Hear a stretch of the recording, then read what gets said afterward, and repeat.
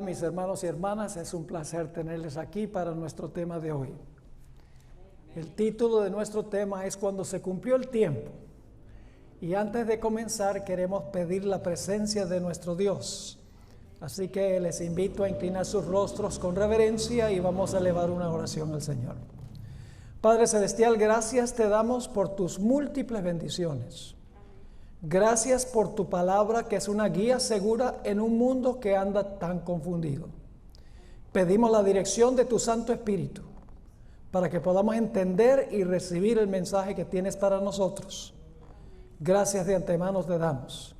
En el precioso nombre de Cristo, nuestro Salvador. Amén. En nuestro último tema, en realidad los últimos dos temas, estudiamos en cuanto al tour de Jesús por su casa. Y como vimos, su casa es el santuario. ¿Y cuántos pasos toma Jesús a través del santuario? Si recuerdan. 7 pasos, muy bien. Vamos a repasar esos 7 pasos. ¿Y qué hace Jesús en cada uno de los pasos? ¿A dónde comienza el proceso? El proceso comienza en el campamento a donde viven los pecadores. ¿Y a qué vino Jesús a nuestro campamento para vivir en nuestro medio? Vino para vivir una vida perfecta, para poderle ofrecer a la ley perfección en nuestro lugar que nosotros no podemos ofrecerle a la ley. Luego, ¿a dónde se movió Jesús? Al altar del sacrificio. ¿Y qué hizo Jesús allí en el altar del sacrificio? Cargó los pecados de todos los seres humanos y murió en la cruz. Es decir, en el campamento vivió en lugar de todos, en el altar del sacrificio murió en lugar de todos. Y luego Jesús se mueve ¿a dónde? Al lavacro o a la fuente. Y Jesús se despoja de la muerte, se lava de la muerte. ¿Qué representa el lavacro o la fuente? Representa la resurrección de Jesús. Y luego 40 días después de su resurrección, Jesús asciende al cielo y entra ¿a qué apartamento? Entra al lugar santo del santuario. ¿Con qué propósito? Para interceder por los pecadores. Pero para Jesús interceder por los pecadores tienen que saber que son pecadores. Y por eso en el día del Pentecostés se derramó el Espíritu Santo para que Pedro y los apóstoles pudieran anunciarle a la gente que Jesús estaba en el cielo recibiendo clientes, por así decirlo, que ahora la gente se podía arrepentir, confesar sus pecados, confiar en Jesús para recibir perdón. Es decir, Jesús fue al cielo para servir como intercesor por aquellos que por Dios se allegan, por Él se allegan a Dios. Y luego, ¿a dónde se mueve Jesús? Se mueve al lugar santísimo para desempeñar una obra ¿de qué? Una obra de juicio. Ahora, Él continúa la obra del lugar santo. Es decir, Jesús no deja de interceder por los pecadores. Sencillamente Jesús añade otra función. Mientras que sigue intercediendo, al mismo tiempo Jesús empieza a juzgar a todos los que profesaron el nombre de Jesús. Empezando ¿con quién? Empezando con Adán. Y juzgando a cada generación sucesiva, terminando finalmente con los que están vivos sobre la tierra. Ahora, en el servicio diario del santuario, los pecados entraban del pecador a la víctima y luego a través de la sangre de la víctima, los pecados entraban al lugar santo del santuario a donde se rociaba la sangre depositando los pecados. Quiere decir entonces que eso representaba que cuando una persona se arrepiente y confiesa su pecado y recibe a Jesús, Jesús por medio de su sangre introduce los pecados al santuario, pecados perdonados por su sangre. Pero eso contaminaba el santuario y por lo tanto era necesario hacer ¿qué cosa? Purificar el santuario, tomar todos los pecados que habían entrado por el arrepentimiento, la confesión y por la fe en Jesús y tomar todos esos pecados y entonces venía el paso número 6. El sumo sacerdote, que es Jesús, llevaba todos los pecados y los colocaba sobre la cabeza del macho cabrío Azazel, representando a Satanás, el originador y el perpetuador del pecado. Luego, para hacer una larga historia corta, el macho cabrío Azazel era destruido y todos los pecadores que no habían simpatizado en el día de expiación eran destruidos, y entonces comenzaba un año completamente nuevo que representa el último paso de Jesús, que es que después que los pecados han sido depositados sobre Satanás, Satanás no perdona los pecados y ya fueron perdonados por la sangre de Cristo. Cuando el macho cabrío es destruido, entonces Dios va a hacer un cielo nuevo y una tierra nueva, y va a habitar Jesús en nuestro campamento por los siglos de la eternidad. Ahora, con ese resumen en mente, queremos ahora notar otro punto muy importante. Y es que no solamente tenemos la casa del Mesías, que indica los pasos que Jesús toma en el plan de la salvación, sino que también el Mesías tiene un calendario para esos eventos. Había una fecha específica para cada paso que toma Jesús a través de su casa. Y esas fechas se revelan en el Antiguo Testamento y se cumplen en el Nuevo Testamento y en la era cristiana. Así que lo que vamos a estudiar ahora es el calendario del Mesías. Cómo cada movimiento de Jesús, cada paso de Jesús a través del santuario se cumplió en una fecha exacta de acuerdo a una profecía precisa de tiempo que había en el Antiguo Testamento. Vamos a encontrar en resumen que había una fecha para el nacimiento de Jesús, había una fecha para el bautismo de Jesús, había una fecha para la muerte de Jesús, había una fecha para la sepultura de Jesús, había una fecha exacta para la resurrección de Jesús, había una fecha exacta para el comienzo de su sacerdocio, su intercesión en el santuario celestial. Y había una fecha específica para el comienzo del juicio en el lugar santísimo. Después de eso no hay fechas.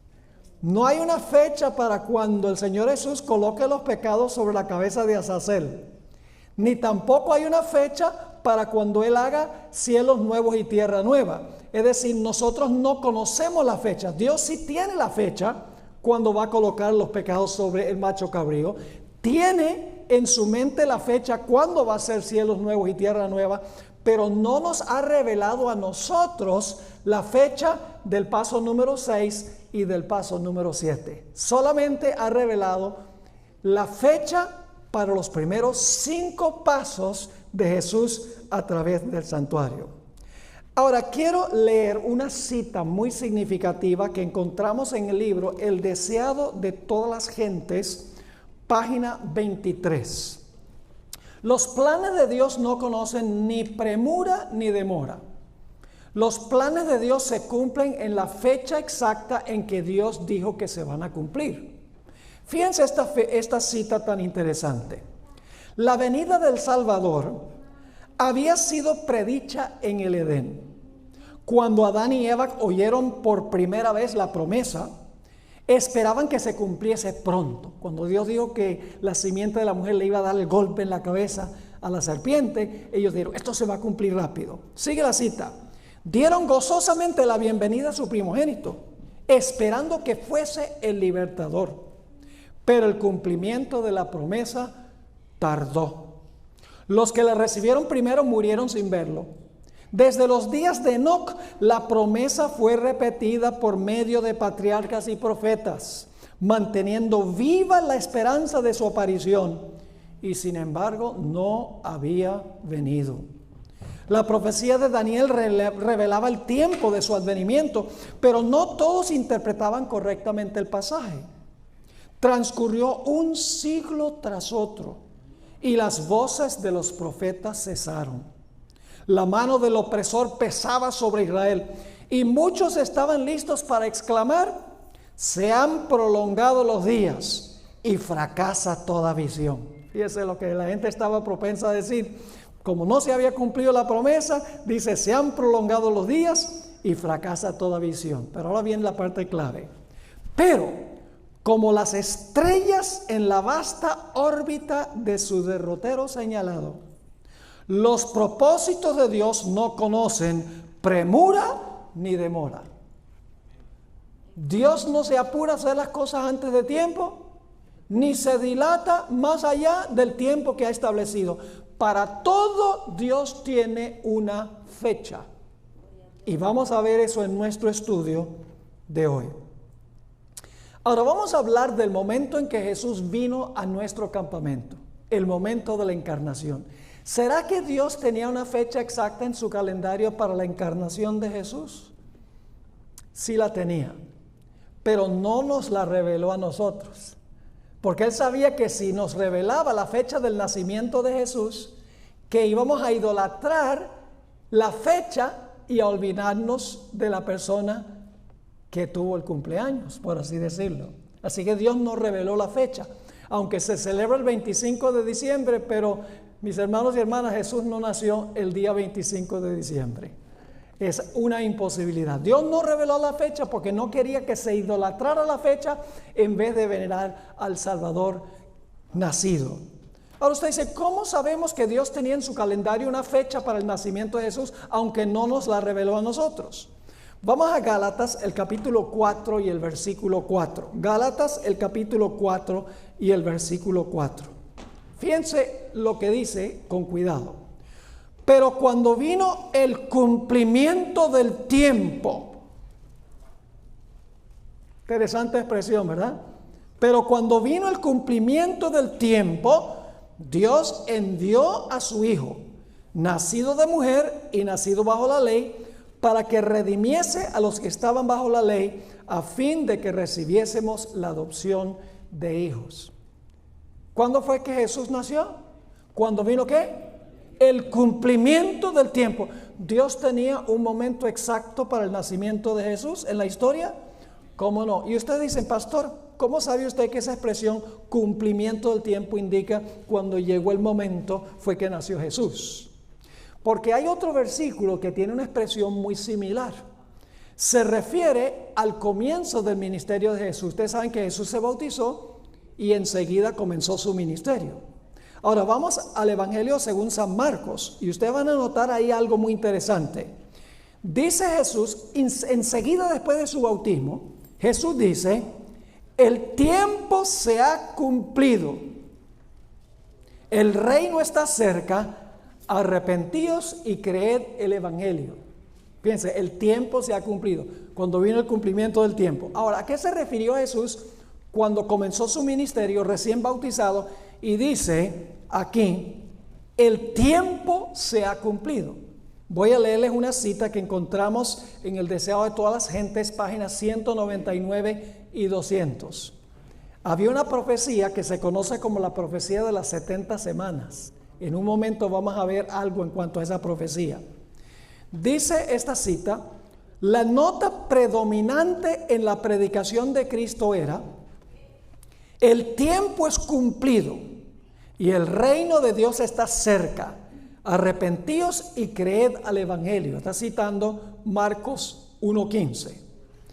Ahora explica ella, así el mensaje evangélico, tal como lo daba el Salvador mismo, se basaba en las profecías. El tiempo que él declaraba cumplido era el período dado a conocer a Daniel por el ángel Gabriel, que es la profecía de las 70 semanas.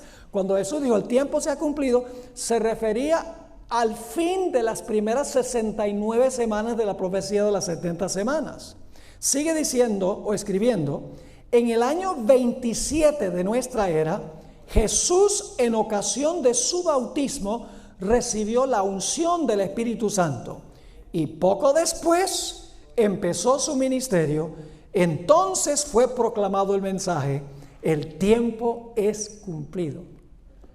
¿Había una fecha exacta para Jesús comenzar su ministerio, para que se bautizara y comenzara su ministerio? Sí, estaba en Daniel el capítulo 9. El punto que quiero que notemos es que en Daniel dice en Marcos 1:15, dice, el tiempo es cumplido. Y cuando Jesús nació, dice, cuando vino el cumplimiento del tiempo. Tiene que ser entonces que Jesús nació de acuerdo a una fecha que tenía Dios en su calendario. Cuando se cumplió el tiempo y llegó el momento en el calendario de Dios, Jesús nació, pero no nos reveló la fecha para que no idolatráramos la fecha en vez de idolatrar, porque con Jesús sí se puede, al Creador. Ahora vamos a notar otro punto en cuanto a Jesús. Sabemos que cuando nació, Dios tenía una fecha en su calendario, no nos la reveló a nosotros. ¿Será que la Biblia también explicó cuándo Jesús se iba a bautizar y cuándo iba a comenzar su ministerio? ¿Cómo no? Vamos a notar Daniel el capítulo 9 y el versículo 24 y 25. Ahora, quiero explicarles algo. Cada vez que Jesús va a comenzar una función, una de las funciones que mencionamos en el tour de su casa, cada vez que Jesús va a tomar un paso, siempre hay un anuncio terrenal para que la gente lo pueda saber. Yo pregunto, cuando Jesús nació, hubo un anuncio de que Jesús había nacido para que todos se concentraran en el nacimiento de él. ¿Recuerdan los pastores que estaban en el campo y los ángeles que cantaban? ¿Recuerdan unos magos que vinieron del oriente y llegaron a Jerusalén? Toda la Jerusalén estaba alborotada porque dijeron, venimos buscando el Mesías. Es decir, hubo un anuncio para que la gente supiera que el Mesías había nacido. Yo pregunto, ¿hubo también un anuncio cuando Jesús estaba a punto de bautizarse y comenzar su ministerio terrenal? ¿Quién fue el que dio el anuncio? Juan el Bautista. 6 meses antes de que Jesús llegara, Juan el Bautista anunció, el reino de Dios se ha acercado, y llamó a la gente al arrepentimiento, porque dijo, el que viene tras mí es mayor que yo, el Mesías viene. Es decir, hubo un anuncio y la gente estaba alborotada, iba arrepintiéndose y bautizándose. Es decir, hubo un anuncio terrenal. El anuncio lo dio Juan el Bautista para que cuando llegara el Mesías, Juan el Bautista pudiera decir, he aquí el Cordero de Dios que quita el pecado del mundo. Ahora, para el bautismo y el comienzo del ministerio de Jesús había una fecha. Noten Daniel 9, 24 y 25. 70 semanas están determinadas sobre tu pueblo y sobre tu santa ciudad, Dios le dice a Daniel. Y luego vamos a saltar al versículo 25. Sabe pues y entiende que desde la salida de la orden para restaurar y edificar a Jerusalén, hasta el Mesías príncipe, la palabra Mesías significa hasta el ungido, la palabra Meshiach en hebreo significa ungido, es decir, desde la salida de la orden para restaurar y edificar a Jerusalén, hasta el Mesías príncipe o hasta el ungido, habrá 7 semanas y 62 semanas. Se volverá a edificar la plaza y el muro en tiempos angustiosos. Ahora, fíjense entonces, dice que desde la salida de la palabra para edificar y restaurar a Jerusalén, porque Jerusalén había sido destruida por Nabucodonosor, hasta la venida del ungido, iban a pasar, ¿cuántas semanas? Dice, 7 semanas y 62 semanas. ¿Cuántas semanas son esas? 7 más 62 son 69 semanas. Pero no son semanas literales, son semanas de años. ¿Cuántos son 69 semanas de años? 62 más 7.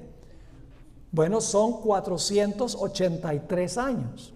Es decir, que desde la salida de la orden para restaurar y edificar a Jerusalén, que sabemos que fue en el año 457 antes de Cristo, el rey Artajerjes dio ese decreto, 457 antes de Cristo.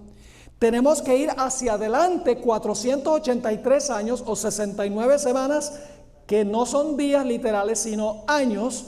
Y eso nos lleva ¿hasta qué fecha? Nos lleva hasta el año 27 de la era cristiana. Ustedes pueden hacer la operación.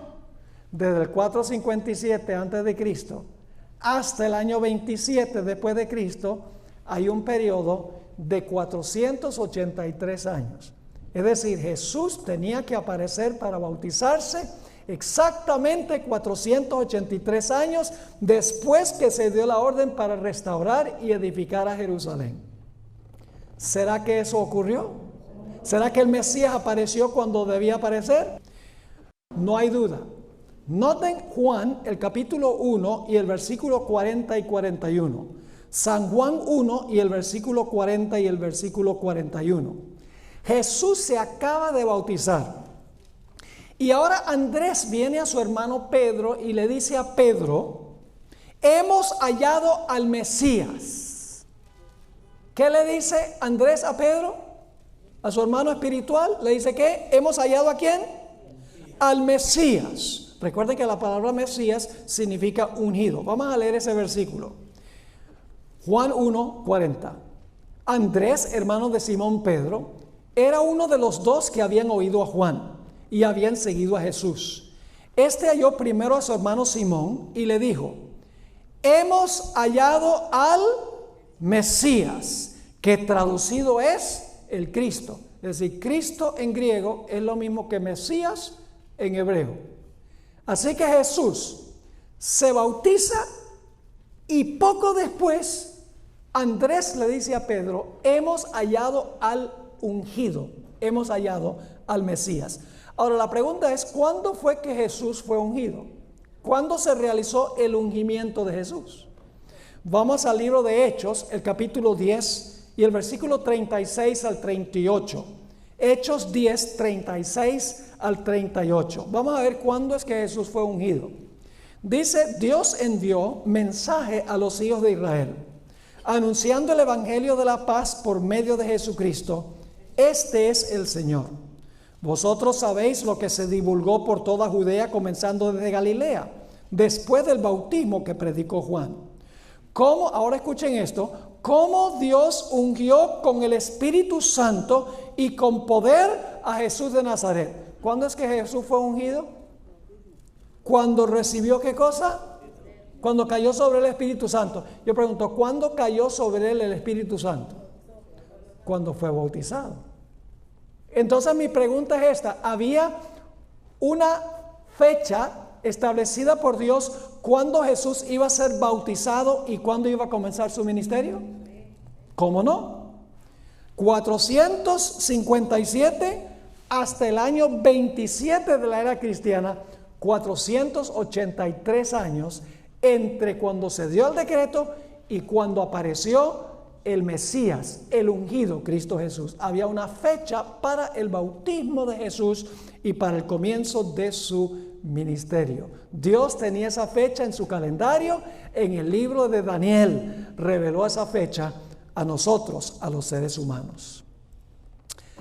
Ahora nos hemos movido entonces del campamento. Hablamos del nacimiento de Jesús. Había una fecha cuando vino el cumplimiento del tiempo. Hemos visto que Dios tenía una fecha también para el bautismo de Jesús y el comienzo de su ministerio, el año 27 de la era cristiana. Ahora yo pregunto: ¿será que Dios tenía una fecha exacta también para la muerte de Jesús?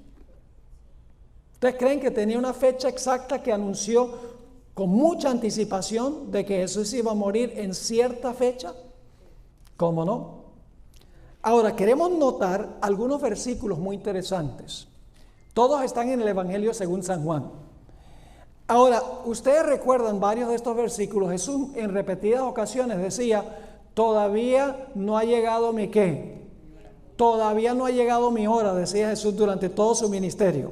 Vamos a leer algunos de esos versículos. Juan 2 y el versículo 4, para que ustedes vean que había una fecha exacta en que Jesús tenía que morir. Jesús no podía adelantar su muerte ni tampoco la podía atrasar, porque había una fecha en el calendario de Dios para la encarnación de Jesús, para el bautismo y el inicio de su ministerio y para la muerte de Jesús también. Estamos siguiendo el mismo orden del santuario que estábamos hablando en nuestros temas de anoche. Ahora fíjense Juan 2 y el versículo 4. Esto es en las bodas de Caná. Se acaba el vino y entonces viene la mamá de Jesús y le dice: mira, no hay vino, ¿qué vamos a hacer? Noten lo que le dijo Jesús. Jesús le dijo: ¿qué tienes conmigo, mujer? Aún no ha venido mi ¿qué? No ha venido mi hora. Vamos a Juan 7, el versículo 6 y el versículo 8. Aquí los hermanos incrédulos de Jesús están tratando de animar a Jesús que vaya a Jerusalén a la fiesta de los tabernáculos. Y quiero que noten lo que Jesús le dice a sus hermanos. Dice: mi tiempo aún no ha llegado, mas vuestro tiempo está presto. Ese es el versículo 6. Ahora vamos al versículo 8. Le dice Jesús a sus hermanos: subid vosotros a la fiesta. Yo no subo todavía a esa fiesta, porque mi tiempo aún no se ha cumplido. Qué interesante. Vamos a Juan 7 y el versículo 30. Aquí Jesús dice que su Padre lo envió a la tierra. Y dice que los enemigos de Jesús se enojaron cuando Jesús dijo que su Padre lo había enviado a este mundo. Y en Juan 7 y el versículo 30 dice la reacción de las personas que escucharon a Jesús decir eso. Dice: entonces procuraban ¿qué? Prenderle, pero ninguno le echó mano, porque aún no había llegado su hora. ¿Están viendo estos versículos interesantes? ¿Había una fecha exacta para la muerte de Jesús? Sí. ¿Para el bautismo de Jesús? Sí. ¿Para la encarnación de Jesús? ¿Cómo no? Ahora vamos a Juan 8 y el versículo 20. Juan 8 y el versículo 20. Aquí Jesús dice: ustedes no me conocen a mí, ni tampoco conocen a mi Padre, a los que están escuchando. Y fíjense cómo reacciona la gente. Dice en Juan 8:20: estas palabras habló Jesús en el lugar de las ofrendas, enseñando en el templo. Y nadie le prendió, porque aún no había llegado su hora. ¿Había una fecha exacta cuando Jesús debía ser arrestado y debía sufrir y morir? Había una fecha exacta. Y antes de eso, por más que lo odiaban, no le podían echar mano. Pero ahora quiero que noten, hacia el final de su ministerio, Jesús cambia el tono. Juan 12 y el versículo 23 y el versículo 27. Ya la fecha está llegando, ya está Jesús por morir. Dice en Juan 12 y el versículo 23, aquí llegan unos griegos para hablar con Jesús, para pedirle una cita, porque ellos quieren que Jesús vaya a predicar a Grecia. Fíjense lo que Jesús les dijo. Versículo 23. Jesús le respondió: ha llegado la hora para que el Hijo del Hombre sea glorificado. O sea, ahora sí ha llegado la hora. Y luego el versículo 27, ahora está turbada mi alma, porque él sabía que iba a sufrir en el huerto y a morir. Dice: ahora está turbada mi alma. ¿Y qué diré? Padre, sálvame de esta hora. ¿Recuerdan que en el Getsemaní oró: si puede quitarme esta copa 3 veces? Dice Jesús: ¿qué voy a decir yo? Padre, sálvame de esta hora. Jesús dice: mas para esto he llegado a esta hora. ¿Había una hora para la muerte de Jesús? ¿Podía morir antes de eso? ¿Podía morir después de eso? ¿Jesús se podía encarnar antes de tiempo? ¿Podía comenzar su ministerio antes de tiempo? ¿Podía morir antes de tiempo? En cada paso no solo hay un evento, sino también hay una fecha que Dios reveló. Ahora, noten también Juan 13 y el versículo 1. Están en el aposento alto Jesús y sus discípulos. Y dice ahora lo siguiente: antes de la fiesta de la Pascua, sabiendo Jesús que su hora había llegado para que pasase de este mundo al Padre, como había amado a los suyos que estaban en el mundo, los amó hasta el fin. Ahora Jesús sabía qué cosa. El jueves en la noche Jesús sabía que su hora había llegado, porque esa misma noche Jesús iba a agonizar en el huerto del Getsemaní.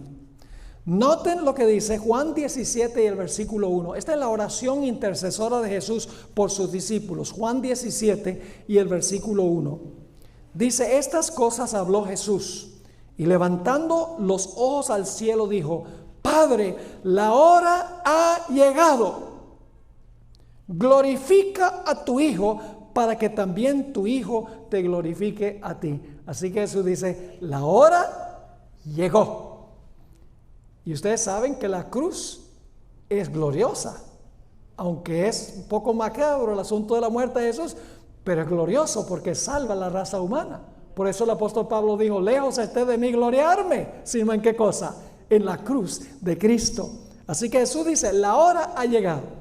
Quiero leerles ahora una cita que encontramos en El Deseado de todas las gentes, página 121. Esta es una cita extraordinaria. ¿Saben ustedes cuándo elaboró Dios su calendario de eventos para Jesús?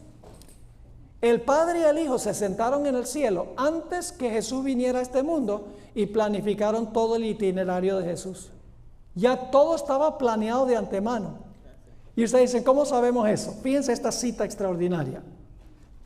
La hermana White está comentando sobre la expresión, aún no ha llegado mi hora. Las palabras, aún no ha venido mi hora, indican que todo acto de la vida terrenal de Cristo se realizó en cumplimiento del plan que había existido desde los días de la eternidad. Cada acto. Sigue escribiendo. Antes de venir a la tierra, el plan estuvo delante de él perfecto en todos sus detalles. Antes de venir, Jesús ya sabía todos los pasos que necesitaba tomar. Y entonces usted dice, entonces cuando estuvo en la tierra todo facilito, porque él sabía cuál iba a ser el calendario. Allá lo sabía, pero aquí no. Sigue diciendo, pero mientras andaba entre los hombres, fue guiado paso a paso por la voluntad del Padre. En el tiempo señalado, no vacilaba en obrar. Con la misma sumisión esperaba hasta que llegase el tiempo. Una fecha exacta. En otra cita, en el Ministerio de Curación, página 380, Elena White escribió, Cristo en su vida terrenal no se trazó planes personales. Cada día que terminaba no decía, bueno, a ver qué voy a hacer mañana. Tal vez voy a ir a Samaria mañana. Jesús no hacía eso. Dice, Cristo en su vida terrenal no se trazó planes personales. Aceptó los planes de Dios para él y día tras día el Padre se los revelaba. Es decir, Jesús no tenía toda la información que vio en el cielo. Cuando vino acá, el Padre cada día le mostraba qué debía hacer y cuándo debía hacerlo. Todo el itinerario estaba planificado. Ahora, ¿será que nosotros tenemos entonces una fecha exacta para la crucifixión de Jesús? ¿Será que hay una fecha exacta para la crucifixión? ¿Será que hubo un anuncio que atrajo todos los ojos a Jesús cuando Jesús estaba a punto de morir? Sí, ¿cuál evento fue ese que atrajo todos los ojos de la gente en Jerusalén a Jesús? La entrada triunfal de Jesús a Jerusalén en un asno. Todos los ojos estaban enfocados en Jesús. Ellos pensaban que él iba a sentarse como rey, destruir a los romanos y poner a los judíos en el ápice de la civilización. Lo que no sabían es que Jesús era otra clase de rey. Iba a morir para ser rey del reino de la gracia. Pero hubo el anuncio para que todos los ojos estuvieran fijos en Jesús. Siempre hay un anuncio antes de llegar al evento. Los pastores y los magos cuando iban a hacer. Juan el Bautista cuando se iba a bautizar y comenzar su ministerio. Y encontramos la entrada triunfal cuando Jesús estaba a punto de morir. Ahora, ¿será que Dios reveló el año de la crucifixión? Vamos a Daniel, el capítulo 9 y el versículo 26 y 27. Daniel 9, 26 y 27. Dice, y después de las 62 semanas, que son las 7 y las 62, es decir, después de 483 años, algo iba a pasar. ¿Qué se iba a hacer? Se quitará la vida al ungido, se quitará la vida al Mesías, mas no por sí. Versículo 27. Y por otra semana confirmará el pacto con muchos. Esta es la semana número 70. Y por otra semana confirmará el pacto con muchos. Y a la mitad de la semana hará cesar el sacrificio y la ofrenda. Ahora fíjense, dos eventos que menciona el versículo 26 y 27. En primer lugar, se le iba a quitar la vida al Mesías después de las 69 semanas. Y como resultado de eso, dice que iba a cesar ¿qué cosa? El sacrificio y la ofrenda. ¿Cuándo iba a cesar el sacrificio y la ofrenda? En la mitad de la última semana. Es decir, Jesús iba a predicar 3 años y medio y Jesús entonces iba a morir en la cruz del Calvario después de los primeros 3 años y medio de la última semana. Y luego iban a pasar 3 años y medio más e iban a apedrear a Esteban. Ahora, aquí viene lo interesante. Si Jesús llegó al terminar las 483 semanas, y eso es el año 27, ¿qué año sería 3 años y medio después cuando Jesús muere? Bueno, nosotros sabemos que Jesús fue bautizado en el otoño. Y ustedes dicen, ¿cómo sabemos que Jesús fue bautizado en el otoño? Porque el Señor Jesucristo murió en la primavera. La Pascua era en la primavera, cuando es Semana Santa, por ahí marzo, abril. Así que si ustedes van del año 27, otoño del 27, al otoño del 28 un año, al otoño del 29 2 años, al otoño del año 30, 3 años, a la primavera del año 31, 3 años y medio. ¿Será que Jesús murió en la primavera, en la época de la Pascua? Exactamente como lo dice la profecía. En la mitad de la última semana, el Señor Jesucristo se le quitó la vida y también hizo cesar el sacrificio y la ofrenda. ¿Están entendiendo esto? Es decir, Jesús murió en el año preciso que estaba en el calendario de Dios. 457 antes de Cristo, 483 años, el bautismo o el ungimiento. 3 años y medio después, en la mitad de la última semana, el año 31, primavera del 31, el Señor Jesucristo muere como el Cordero Pascual en la cruz del Calvario. Pero no solamente se nos ha revelado el año cuando Jesús iba a morir, sino que también se reveló el mes, el día y la hora. Y ustedes dicen, ¿cómo es eso? Vayan conmigo a Éxodo 12 y el versículo 5 y 6. Es una profecía en cuanto al Cordero Pascual. Éxodo 12 y el versículo 5 y el versículo 6. Ahora vamos a ver cuál es el mes, el día y la hora en que iba a morir Jesús. Dice en el versículo 5, el animal será sin defecto, macho de 1 año. Lo tomaréis de las ovejas o de las cabras y lo guardaréis hasta el día ¿qué? 14 de este mes, que es el mes de Nisan, el primer mes del año religioso judío, que es por ahí en marzo, abril, la misma época de Semana Santa, hoy en día. Así que dice, lo guardaréis hasta el día 14 de este mes, del mes de Nisan, y lo inmolará toda la congregación del pueblo de Israel entre las 2 tardes. Así que yo les pregunto, ¿tenemos el mes? Sí, Nisan. ¿Tenemos el día? Sí. ¿El día qué? 14. ¿Tenemos la hora? Sí. ¿Cuál es la hora? Entre las 2 tardes. Y usted dice, pero pastor, ¿qué es eso entre las 2 tardes? Nosotros los adventistas sabemos de 1 tarde cuando se oculta el sol. Pero entre los judíos, cuando el sol llega a su cenit, directamente sobre la cabeza a mediodía, y empieza su descenso, yo sé que el sol no desciende, ¿no? Pero aparentemente desciende. Cuando el sol empieza su descenso, empiezan las horas de la tarde. Y cuando el sol se pone, es la segunda tarde. Es decir, iba a morir entre las 2 tardes, iba a morir entre el tiempo cuando el sol comienza su descenso a mediodía y más o menos las 6 de la tarde cuando se pone el sol. Entonces, ¿a qué horas iba a morir Jesús? Entre las 2 tardes, a las 3 de la tarde. Entre mediodía y las 6 de la tarde, Jesús iba a morir a las 3 de la tarde. ¿Será que Jesús murió a las 3 de la tarde? ¿Murió Jesús a la hora novena? Hay tantas cosas que explicar.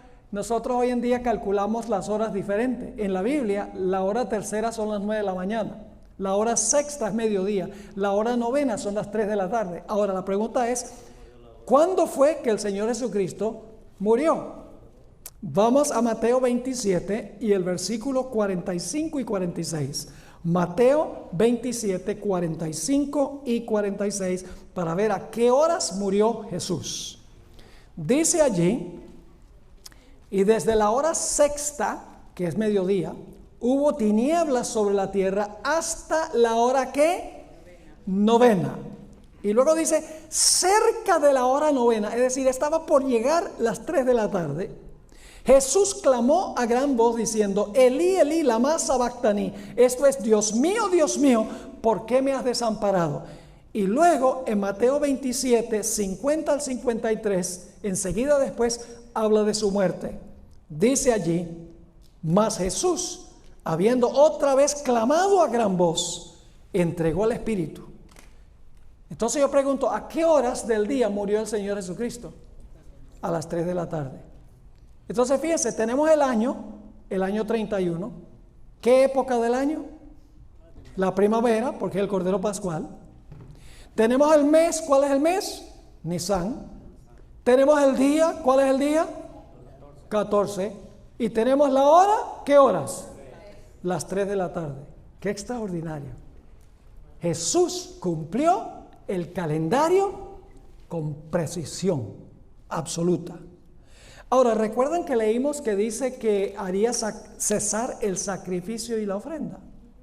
Permítanme leerles una cita muy interesante que encontramos en El Deseado de Todas las Gentes, páginas 704 y 705. ¿Saben lo que es el sacrificio y la ofrenda? En el sistema de sacrificios de Israel se ofrecían animales, se mataban animales y se hacían ofrendas. ¿Hacia quién apuntaban los sacrificios y las ofrendas? Hacia Jesús. Eran símbolos de Jesús. Todo eso iba a cesar cuando Jesús muriera en la cruz. Los sacrificios de animales iban a cesar. Eso se cumplió literalmente cuando Jesús murió. Noten lo que dice Daniel 9 y el versículo 27. Hablando de la última semana, por otra semana confirmará el pacto a muchos. A la mitad de la semana hará cesar el sacrificio y la ofrenda. Ahora voy a leerles del Deseado de Todas las Gentes, páginas 704 y 705. Cuando los labios de Cristo exhalaron el fuerte clamor, consumado es, los sacerdotes estaban oficiando en el templo. Era la hora del sacrificio de la tarde. Habían traído para matarlo el cordero que representaba a Cristo. Ataviado con sus vestiduras significativas y hermosas, el sacerdote estaba con el cuchillo levantado como Abraham a punto de matar a su hijo. Con intenso interés el pueblo estaba mirando, pero la tierra tembló y se agitó, porque el Señor mismo se acercaba. Con un ruido desgarrador el velo interior del templo fue rasgado de arriba abajo por una mano invisible, que dejó expuesto a la mirada de la multitud un lugar que fuera una vez llenado por la presencia de Dios. Todo era terror y confusión. El sacerdote estaba por matar a la víctima, pero el cuchillo cayó de su mano enervada y el cordero escapó. Ese día no hubo sacrificio. La ofrenda y el sacrificio cesó literalmente. ¿Por qué razón? Dice ella, el tipo se había encontrado con el antitipo, el símbolo con la realidad. El gran sacrificio había sido hecho. Estaba abierto el camino que llevaba al Santísimo. Había sido preparado para todos un camino nuevo y viviente. Ya no necesitaría la humanidad pecaminosa y entristecida esperar la salida del sumo sacerdote. Desde entonces el Salvador iba a oficiar como sacerdote y abogado en el cielo de los cielos. Era como si una voz, ahora viene la parte clave, era como si una voz viva hubiese dicho a los adoradores: ahora terminan todos los sacrificios y ofrendas por el pecado. ¡Qué tremendo! La fecha exacta para la muerte de Jesús. ¿Será que también había una fecha exacta para su sepultura? Sí, había una fecha exacta. Vamos a Levítico 23 y el versículo 6 y 7. Algo pasaba el día después de la muerte del Cordero, de la Pascua. Dice en Levítico 23, 6 y 7, y a los 15 días, ¿qué día era sacrificado el Cordero? El 14, ¿verdad? Este es el 15, que en el caso de Jesús, ¿Jesús murió qué día? Jesús murió un viernes y el sábado ¿qué? Descansó en el sepulcro, ¿correcto? Ahora fíjense, a los 15 días de este mes, del mes de Nisan, el mismo mes en que murió, es la fiesta de los panes sin levadura a Jehová. 7 días comeréis panes sin levadura. Es decir, que el día después de sacrificar el Cordero Pascual, comenzaba la fiesta del pan sin levadura. Ahora, ¿qué representa el pan? El pan representa ¿a quién? A Cristo. ¿Y qué representa la levadura? El pecado. ¿En el cuerpo de Cristo había pecado? No, por eso el pan sin levadura representa a Jesús que no tenía pecado. Pero ahora fíjense algo muy interesante. Era vital que Jesús descansara en el sepulcro el sábado, y le voy a explicar por qué razón. ¿Ustedes recuerdan la experiencia del maná? ¿Recuerdan el maná? Cuando se recogía el maná, digamos del miércoles para jueves, ¿qué pasaba? Criaba gusanos y hedía. Yo pregunto, ¿qué es lo que cría gusanos y hiede? Un cuerpo, un cadáver en proceso de descomposición. Ahora, cuando se recogía el maná del viernes para el sábado, estaba tan fresco el sábado como había estado el viernes. Ahora yo pregunto, mientras el cuerpo de Jesús descansó en el sepulcro, ¿su cuerpo vio corrupción? No, porque Él era lo que representaba el maná. Él era el pan sin levadura. Es decir, el día 15 de Nisan, Jesús reposó en el sepulcro como el pan sin levadura y su cuerpo no vio corrupción. La fecha exacta para su descanso en el sepulcro. ¿Será que la Biblia también nos da una fecha exacta para su resurrección? Claro que sí. Note lo que dice en Levítico 23, 9 al 11. Levítico 23, versículo 9 al 11. Es todavía el año 31 y ahora vamos a ver qué ocurrió el día 16. 15, muere el Cordero Pascual. 16, descansa. 15, descansa en el sepulcro. Y el 16 vamos a ver qué sucede. Levítico 23, 9 al 11. Y habló Jehová a Moisés diciendo: habla a los hijos de Israel y diles: cuando hayáis entrado en la tierra que yo os doy y seguéis su mies, traeréis al sacerdote una gavilla por primicia de los primeros frutos de la tierra. Y el sacerdote mesará la gavilla delante de Jehová para que seáis aceptos. El día siguiente del día de reposo lo mecerá. ¿Qué día fue que Jesús descansó en el sepulcro? El sábado. ¿Y cuándo se debía ofrecer la gavilla? ¿Se debía ofrecer la gavilla de primicias o primeros frutos? El siguiente día, que sería el domingo, ¿correcto? ¿Están captando o no?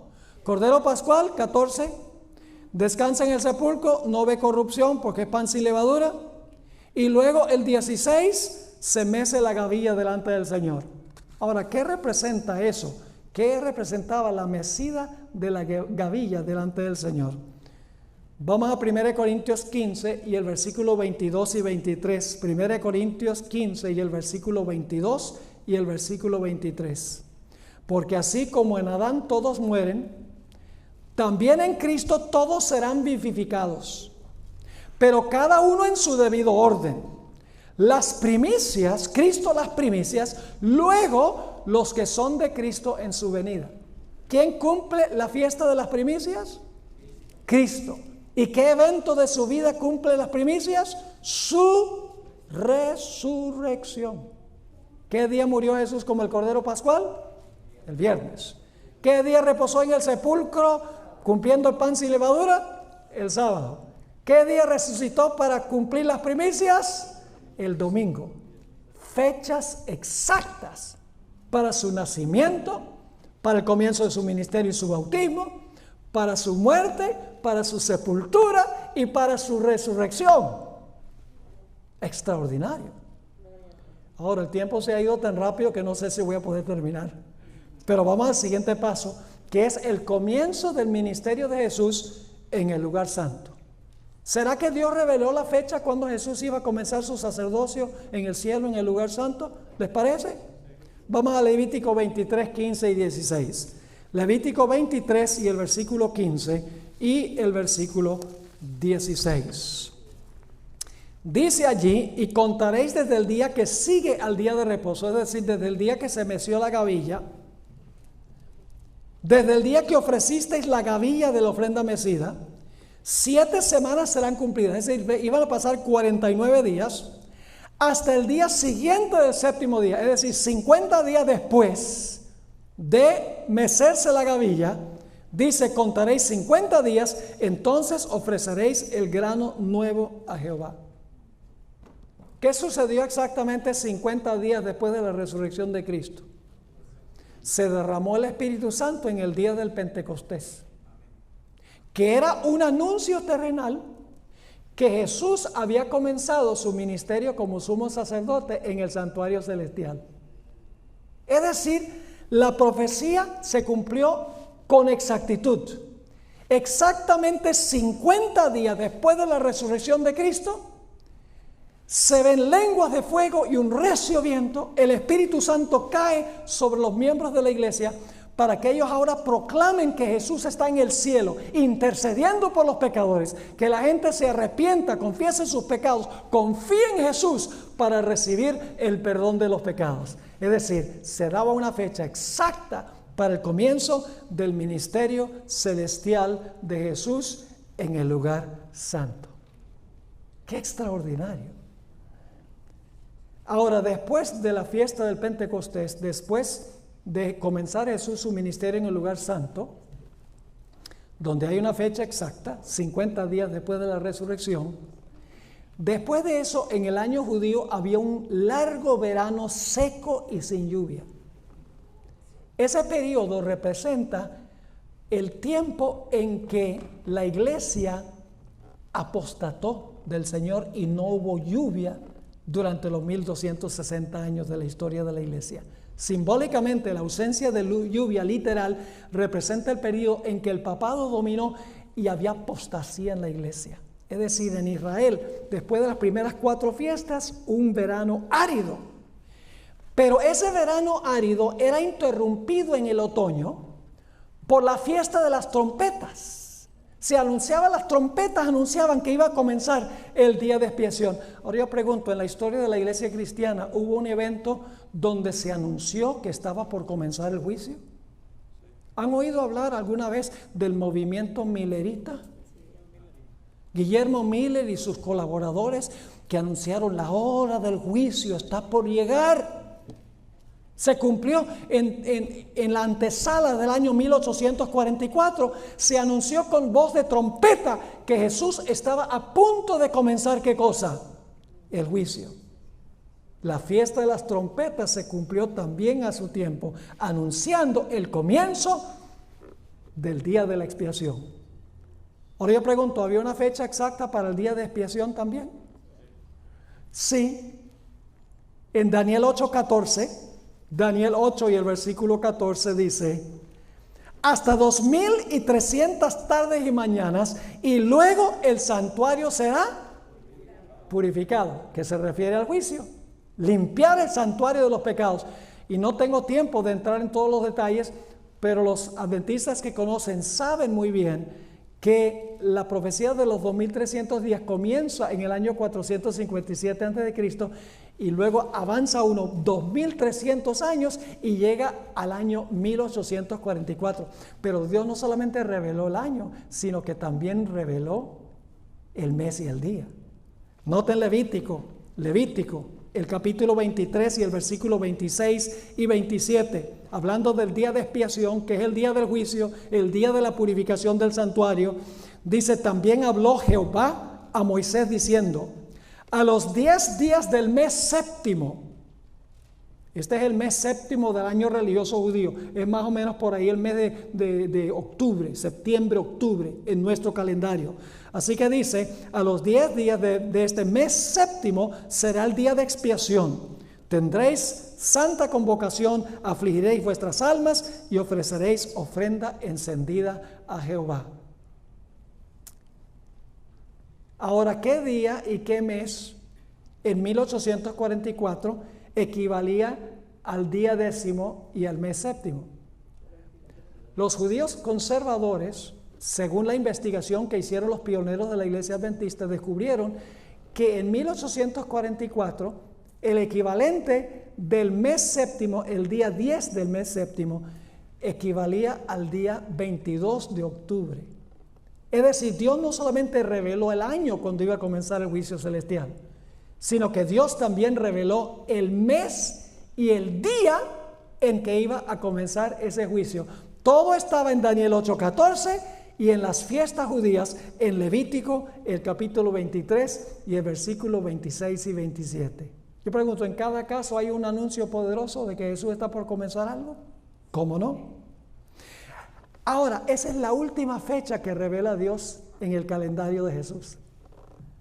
El juicio continúa, Jesús sigue intercediendo, pero va a llegar el momento en que va a caer la lluvia tardía. Se va a proclamar el fuerte clamor. Se va a cerrar la puerta de la gracia. Los pecados van a ser colocados sobre Azazel. Va a venir el tiempo de angustia terrible. Luego la segunda venida. Y después de eso, después de 1000 años, Dios va a hacer un cielo nuevo y tierra nueva. Para nada de eso ha revelado Dios una fecha. Nos ha dejado en suspenso, aunque Dios tiene una fecha. Yo pregunto, ¿Dios tiene una fecha para cada uno de esos eventos? ¿Qué dijo Jesús una vez? En cuanto al día y la hora de la segunda venida, nadie sabe. ¿Solamente quién? Solamente el Padre. ¿El Padre tiene una fecha para la segunda venida? Claro, pero no la ha revelado porque la gente esperaría hasta el día antes para prepararse. Y entonces no estarían bien preparados porque se prepararían por susto y no por gusto. La hermana White nos ha dicho que no debemos establecer fechas, no debemos fijar fechas. Quiero terminar leyendo esta cita. Primeros Escritos, página 75. El Señor me ha mostrado que el mensaje del tercer ángel debe avanzar y proclamarse a los hijos dispersos de Dios, pero no debe depender de una fecha. Vi que algunos están creando una excitación falsa al predicar fijando fechas, pero el mensaje del tercer ángel es más poderoso de lo que puede serlo una fecha. Vi que este mensaje puede subsistir sobre su propio fundamento y no necesita ser reforzado con fechas, que irá adelante con gran poder, hará su obra y será abreviado en justicia. Así que si ustedes oyen gente por ahí que está diciendo, bueno, Cristo viene antes del año 2031 y la puerta de la gracia se va a cerrar en tal fecha y ya la lluvia tardía comenzó a caer en el año 2001 y todo eso, no le hagan ni un poquito de caso. Porque después de 1844 no hay más fechas proféticas. Dios tiene esas fechas en su calendario, pero para nuestro bien Dios no nos las ha revelado. Qué extraordinario como Dios ya tenía todo planeado, ¿verdad? Como dicen, todo fríamente calculado. Ojalá que el estudio haya sido de beneficio para nosotros. Podemos confiar en la palabra. Podemos saber que Dios obrará a su debido tiempo y en su debida manera. Que el Señor nos bendiga.